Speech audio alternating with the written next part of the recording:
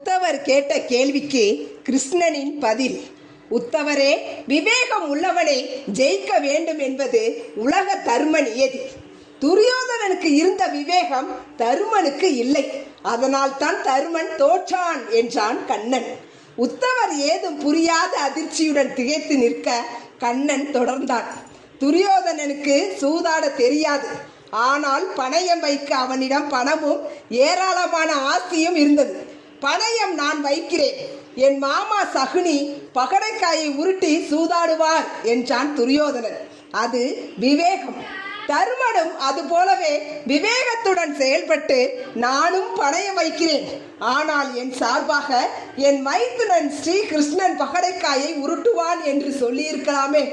சகுனியும் நானும் சூதாடி இருந்தால் யார் ஜெயித்திருப்பார்கள்? நான் கேட்கும் எண்ணிக்கைகளை சகுனியால் பகடைக்காய்களில் போடத்தான் முடியுமா? அல்லது அவன் கேட்கும் எண்ணிக்கைகளை என்னால் தான் போட முடியாதா? போகட்டும், தருமன் என்னை ஆட்டத்தில் சேர்த்து கொள்ள மறந்து விட்டான் என்பதையாவது மன்னித்து விடலாம்.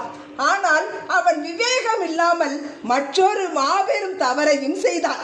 ஐயோ, விதிவசத்தால் சூதாட ஒப்புக்கொண்டேன்.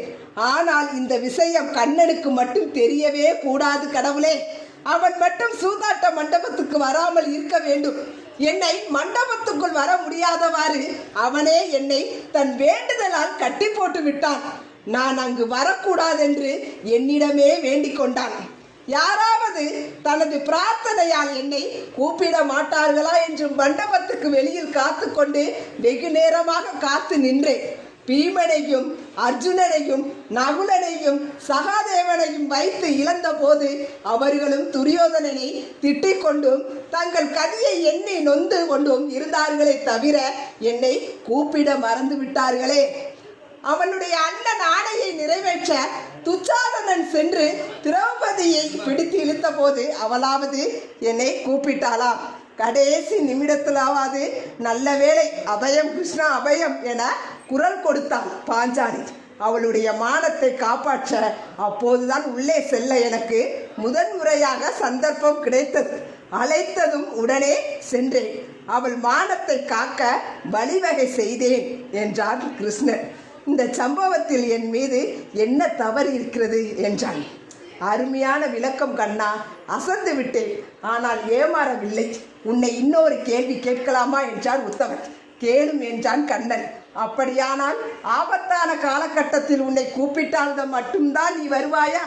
நீயாக நீதியை நிலைநாட்ட ஆபத்துக்களில் கஷ்டங்களில் உதவ உன் அடியவர்களுக்கு வரமாட்டாயா என்றான். அதற்கு கிருஷ்ணன், மனித வாழ்க்கை அவரவர் கர்ம வினைப்படி அமைகிறது. நான் அதை நடத்துவதும் இல்லை, அதில் குறுக்கிடுவதும் இல்லை. நான் வெறும் சாட்சி பூதம் மட்டுமே.